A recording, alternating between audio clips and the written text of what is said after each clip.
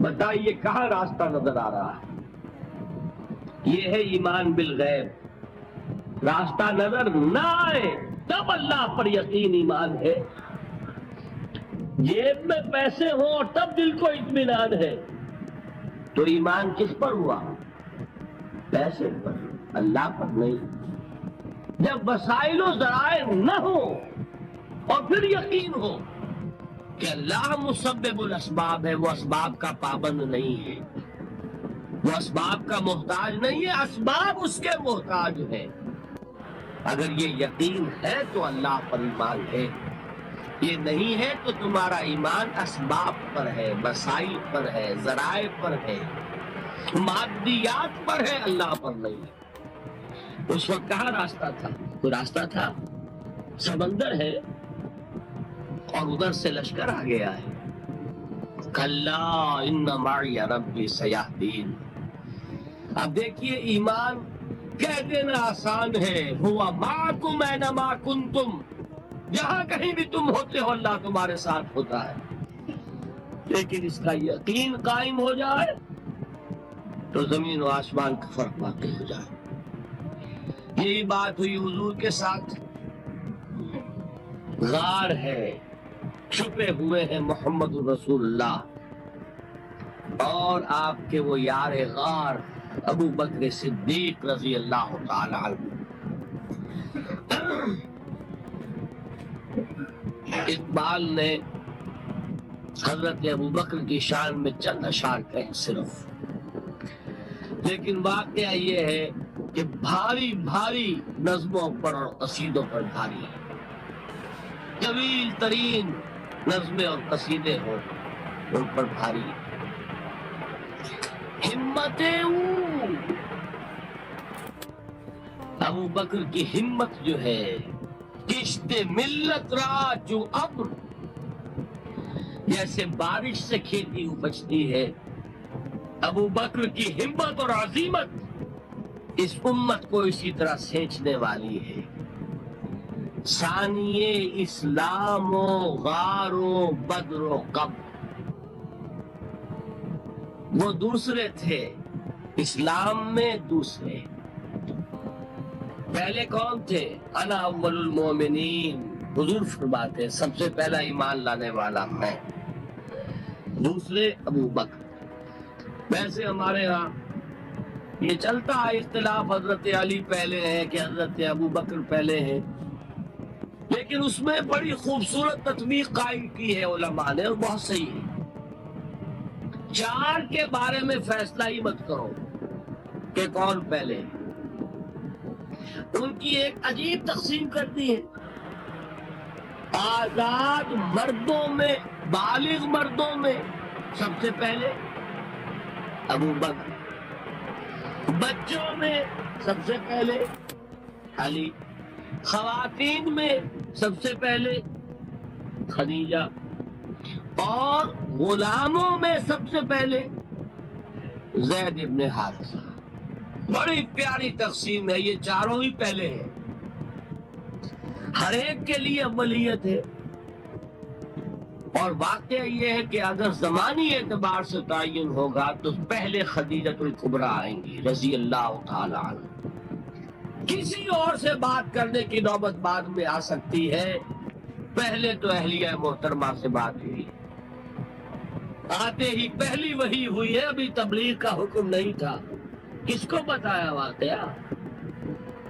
ابھی اپنی نبوت کی تبلیغ کا تو حکم ہی نہیں آیا۔ واقعہ کس کا ہے؟ وہ خدیجہ کا ہے۔ جب کہا ہے کہ خشیت علی نفسی، مجھے اپنی جان کا اندیشہ ہے، کہ کیا جواب دیا خدیجہ نے رضی اللہ تعالی عنہا؟ وہ صدیقۃ الکبریٰ، صدیقات جو ہے خواتین، ان میں چوٹی پر خدیجۃ الکبریٰ ہے رضی اللہ تعالی عنہ، اور صدیق جو مرد ہیں ان میں صدیق اکبر ہے ابو بکر صدیق رضی اللہ تعالی عنہ، لیکن صدیقات میں چوٹی پر۔ جب حضور نے فرمایا خشیت علی نفسی، کیا فرمایا، کیا عرض کیا، کیسے تسلی دی؟ نہیں نہیں، اللہ آپ کو ضائع نہیں کرے گا، آپ غریبوں کے ہمدرد ہیں، آپ مساکین کے تکالیف رفع کرنے والے ہیں، آپ بیواؤں کی سرپرستی کرتے ہیں، آپ مسافروں کی خدمت کرتے ہیں، اللہ آپ کو ضائع نہیں کرے گا، یہ یقین ہے اس خاتون کے اندر۔ خیر وہ ایک علیحدہ بات ہو جائے گی۔ میرے دل پر حضرت خدیجہ رضی اللہ تعالیٰ عنہ کی شخصیت کا بڑا گہرا نقش ہے، جو وہ کوئی اور ہی وقت اور موقع ہوا تو بیان ہوگا۔ بہرحال اقبال نے ایک مصرے میں جو 4 اولیتیں جمع کر دی ہیں، ہمتیں او کشت امت را جو ابر، ثانی اسلام و غار و بدر و قبر۔ اسلام میں حضور کے بعد پہلے کون؟ ابو بکر۔ غار میں حضور کے ساتھ کون؟ ابو بکر۔ بدر کی رات اللہ کا رسول سربسجود وہ جھاڑ وہ گھاس پھوس کی جو جھوپڑی بنائی گئی تھی، اور وہاں تلوار ننگی لے کر پہرا دینے والا کون؟ ابو بکر۔ اور اس حجرہ عائشہ میں محمد کے بعد سب سے پہلے دفن ہونے والا کون؟ ابو بکر رضی اللہ تعالی عنہ صلی اللہ علیہ وسلم۔ وہ جو معاملہ میں سنا رہا تھا غار ثور کا، حضرت ابو بکر بھی حضور کے خیال سے لرز گئے ہیں۔ آپ کو یاد ہوگا کہ جا کر پہلے تمام جتنے سوراخ تھے انہیں بند کیا ہے، ایک سوراخ رہ گیا تھا جس کو بند کرنے کے لیے کوئی کپڑا نہیں تھا، وہاں اپنی ایڑی رکھی ہے، تب کہا ہے حضور سے تشریف لائیے، اور اپنے زانو پر حضور کو لٹایا ہے، اور وہاں کسی موذی جانور نے کاٹا ہے، حضور کی آنکھ لگ گئی تھی، اس وقت اس بل کے اندر جو بھی بچھو ہے کیا ہے واللہ عالم، اس نے کاٹا ہے، اس کی تکلیف کی وجہ سے ابو بکر کی آنکھوں سے آنسو ٹپک گئے، حضور کے چہرے مبارک پر پڑے ہیں، تو حضور جاگے ہیں، معاملہ کیا ہے؟ ایڑی نہیں ہٹائی وہاں سے، مبادا وہ جانور وہاں سے نکل کر محمد الرسول اللہ کو کوئی گزن پہنچا دے، ابو بکر کی ایڑی ہے، جس طرح چاہے کھا لے، ختم کر دے، جان نکل جائے تب کوئی آنچ آئے محمد پر تو آئے، لیکن جیتے جی نہیں۔ وہ ہے ابو بکر حضور کے خیال سے۔ اس وقت حضور نے پھر اپنا لعاب دہن لگایا ہے، اور اس سے پھر آپ کی تکلیف ختم ہوئی۔ جیسے خیبر میں حضرت علی کی آنکھ دکھ رہی تھی، اس کو جو شفا حاصل ہوئی وہ بھی حضور کے لعاب دہن سے ہوئی۔ تو بہرحال اس وقت انہوں نے کہا ہے کہ اے نبی یا رسول اللہ، اگر اس وقت ان میں سے کسی نے غیر ارادی طور پر بھی اپنے قدموں کی طرف جھانک لیا تو پکڑے جائیں۔ کیا جواب تھا اللہ کے رسول کا؟ لا تحزن ان اللہ معنا، اللہ ہمارے ساتھ ہے، کیوں گھبراتے ہو ابو بکر؟ یہ ہے ایمان باللہ، میرا مالک اللہ، میرا رازق اللہ، میرا محافظ اللہ، میرا مددگار اللہ، میرا پشت پناہ اللہ، میرا دوست اللہ۔ یہ دوستی ہے اللہ کی جو لب لباب ہے، حاصل ہے ایمان کا، اسی کا نام ولایت ہے۔ اولیاء اللہ کے سروں پر سینگ نہیں ہوتے، جس کے دل میں ایمان راسخ ہو چکا ہو وہی اللہ کا ولی ہے، جسے اللہ پر یقین ہو چکا ہے وہی اللہ کا ولی ہے، جسے یقین ہے اللہ میرے ساتھ ہے، میرا مددگار، میرا پشت پناہ، میرا ساتھی، میرا دوست، میرا محبوب، میرا محب۔ اللہ اہل ایمان سے محبت کرتا ہے، واللہ یحب الصادقین، ان اللہ یحب الذین یقاتلون فی سبیلہ صفا کانہم بنیان مرصوص۔ اللہ محبت کرنے والا، اہل ایمان محبوب، اور اہل ایمان محبت کرنے والے اللہ محبوب۔ والذین آمنوا اشد حبا للہ. آپ تصور کیجئے جس سے یہ رشتہ ایمان یا رشتہ ولایت حاصل ہو جائے، الا ان اولیاء اللہ لا خوف علیہم ولا هم یحزنون، آگاہ ہو جاؤ اللہ کے دوستوں کے لیے نہ کوئی خوف ہے نہ کوئی حزن ہے.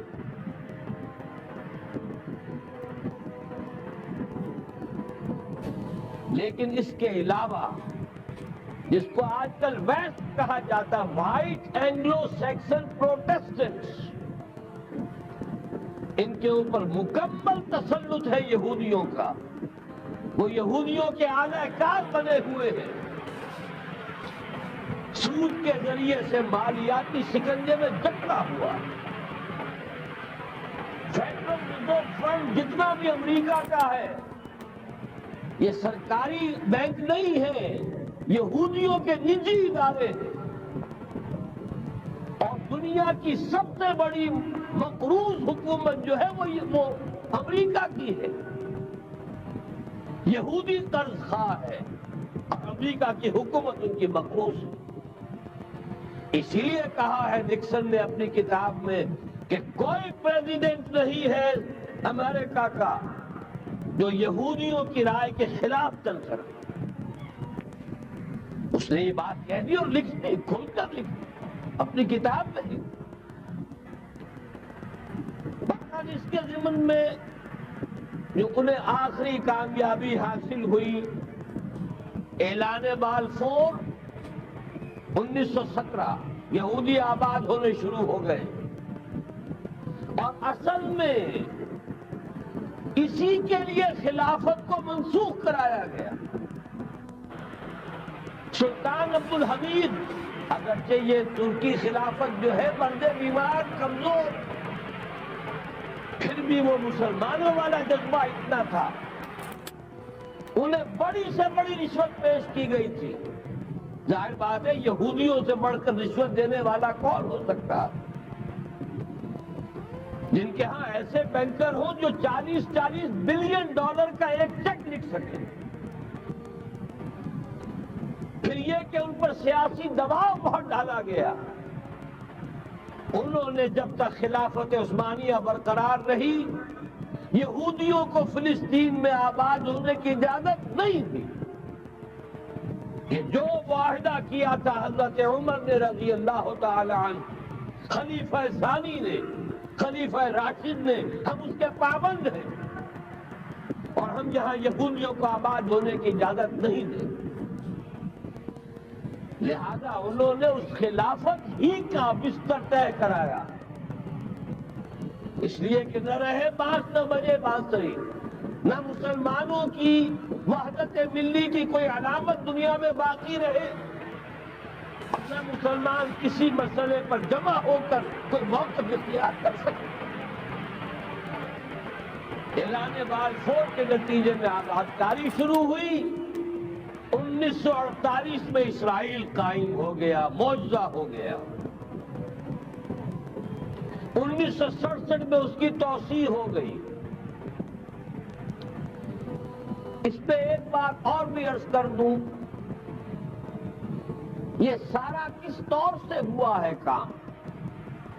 آپ نے زائنزم کا نام تو سنا ہے، صہیونی تحریک. خود اس کا جو بابا آدم تھا، آرڈر آف الومیناٹی، 1776 یکم مئی یہ نظام قائم کیا وائساپ نے. اور اس نظام کے تحت فری میسنری اور lodges of the great Orient قائم کیے گئے. یہ سارا ہتھ کنڈا وہ ابلیسی نظام، اس کی تفصیل ایک کینیڈین آتھر نے لکھی ہے کتاب میں، پاؤن زندگی. یہ سارا دھندا ایک شیطانی چکر ہے، ابلیسی چال، اور اس کے ذریعے سے اسرائیل قائم ہوا اور اس کی توسیع بھی ہوئی 1967 میں. اب یہاں تک پہنچنے کے بعد ان کے پیش نظر بقیہ دنیا کی تسخیر اور اسے فتح کرنے کا معاملہ، اور سب سے بڑھ کر اسلام کی بیخکنی اور اس کا راستہ روکنا، یہ ان کے پیش نظر ہے۔ یریدون لیطفئوا نور اللہ بافواہہم۔ صورت اس وقت کیا ہے؟ یورپ اور امریکہ سے آپ مشرق کی طرف آئیے، پہلے عالم عرب ہے، عرب مسلم ورلڈ۔ مجھے یہ کہتے ہوئے سخت دکھ ہو رہا ہے، پورا عالم عرب وہ فتح کر چکے، وہ عرب ممالک کے جو اسرائیل کے ساتھ کسی میز پر بیٹھ کر گفتگو کرنے کو تیار نہیں تھے، آپ دیکھ رہے ہیں کہ لائن لگ گئی۔ کبھی صرف انور سادات نے ریکگنائز کیا تھا، پوری دنیا میں شور مچا تھا، اس پر لعنت ملامت ہوئی تھی۔ اب تو ایک ایک کر کے، وہ شاہ حسن ہو چاہے شاہ حسین ہو، اب تو وہاں سے ویزے ختم ہو رہے ہیں۔ سعودی عرب اور امارات، انہوں نے جو کچھ کاروباری بندشیں لگائی ہوئی تھی وہ ختم کر دی گئی، ان میں نرمی پیدا کر دی گئی۔ یہ صورتحال ہے کہ واقعتاً ان کی جو عالمی تسخیر کا پروگرام ہے وہ آگے بڑھ رہا ہے، اور بدقسمتی سے امت مسلمہ کا جو قلب ہے، اس امت کا قلب امیین پر مشتمل ہے۔ هو الذی بعث فی الامیین رسولا منہم یتلو علیہم آیاتہ ویزکیہم الی آخر الآیہ۔ حضور بھی امی تھے، انہی میں سے تھے صلی اللہ علیہ وسلم، لیکن آج وہ قلب جو ہے عالم اسلام کا، وہ یہودیوں کے شکنجے میں کسا جا چکا ہے۔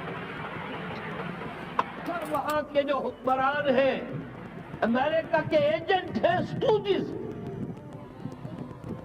یہ حالات جہاں تک عالم عرب کا تعلق ہے، تلخ حقائق ہیں جو بیان کر رہا ہوں، اس لیے کہ آپ کے سامنے رہنا چاہیے۔ یہ اقبال نے کہا کہ دنیا کو ہے پھر مار گئے روح و بدن پیش، ابلیس نے پھر اپنے درندوں کو ابھارا، اللہ کو پامر دیے مومن میں بھروسہ، ابلیس کو یورپ کی مشینوں کا سہارا۔ یہ دوبارہ ایک بہت بڑے پیمانے پر حق و باطل کا گھمسان کا رنگ پڑنے والا ہے۔ ملاحم کی جو حضور صلی اللہ علیہ وسلم پیشین گوئیاں فرمائی، الملحمۃ العظمی، تاریخ انسانی کی عظیم ترین جنگ جو ابھی آنے والی ہے، اس کو سمجھ لیجئے اچھی طریقے سے کہ اس میں جو قوتیں ایک دوسرے کے مقابل آ رہی ہیں وہ کون سی؟ نیو ورلڈ آرڈر کہنے کو امریکہ کے زیر قیادت ہے، حقیقت میں امریکہ خود یہودیوں کے پنجے میں، یہ وہی ابلیسی طاقت ہے جو آگے بڑھ رہی ہے۔ عالم عرب کو فتح کرنے کے بعد اب ان کے پاس اگلا عالم اسلام کا حصہ ہے، غیر عرب مسلم ورلڈ۔ ایران ہے، اس کے شمال مشرق میں ترکستان ہے، روسی اور چینی، مشرق میں افغانستان ہے، پاکستان ہے، یہ ایک بہت بڑا سالڈ بلاک ہے۔ اس کے بعد اگرچہ ہندوستان آتا ہے، بھارت، ظاہر بات ہے کہ وہاں مسلمان اقلیت میں ہیں سوائے کشمیر کے، لیکن یہ نوٹ کیجئے کہ وہاں بھی کم سے کم 15-18 کروڑ مسلمان موجود ہیں۔ آج بھی دنیا کا سب سے بڑا ملک جس میں مسلمانوں کی تعداد اور جن کی نفری سب سے بڑھ کر ہے وہ بھارت ہے۔ اس کے بعد پھر انڈونیشیا، ملائیشیا ہے، اس سے آگے ہے پھر فار ایسٹ، ابھی انہیں فتح کرنا ہے۔ نیو ورلڈ آرڈر کا یوں سمجھیے کہ ابھی یہ ہارڈ نٹ ٹو کریک، ابھی ایک لوہے کا چنا ہے چائنا کی شکل میں موجود، اور مجھے یاد آ رہا ہے ڈیگال کے الفاظ بہت سے لوگوں نے سنے ہوں گے. اس نے کہا تھا کہ ہم نے خامخواہ روس کو اپنا دشمن بنا لیا ہے، وہ تو ہمارا بھائی ہے وائٹ ریسس، وہ تو بنیادی طور پر یورپین قوم ہے. Beware of the yellow masses of the east, تمہیں گھبرانا چاہیے، تمہیں خبر لینی چاہیے. وہ مشرق بعید کے جو زرد رو لوگ ہیں، China, Indochina, Japan, yellow races, ابھی اس نیو ورلڈ آرڈر کے لیے جو فتح عالم اور تسخیر عالم کا پروگرام ہے، اس میں پہلے غیر عرب مسلمان دنیا، اور پھر یہ فار ایسٹ کا خاص طور پر یلو ماسز، یہ ہے کہ جنہیں ابھی انہیں ٹیکل کرنا ہے. اور اسی لیے میں عرض کرنا چاہتا ہوں، حقائق ہمارے سامنے رہنا چاہیے. یہ 45 برس کے بعد امریکہ کو کیسے خیال آ گیا کہ کشمیر کا مسئلہ واقعی ہے، ساتھی نے کچھ ملا نہ دیا ہو شراب میں. یہ کہاں سے رابن رافیل آئی پچھلے سال اور مسئلے کو زندہ کر کے چل دی. ہم خوش ہوئے، امریکہ نے مان لیا. حقیقت میں امریکہ کی نظر ہے، اور وہ اس کو چاہتے ہیں کہ کوئی دوسرا اسرائیل بنائے، آزاد بنا کر اس کو اپنے تسلط میں لے. اس لیے کہ اگر جو پروگرام ہے، اگر وہاں پر فرض کیجئے بہت مطالبہ ہمارا مان لیا جائے، پلیبسائٹ کرایا جائے، اس کا نتیجہ کیا ہوگا؟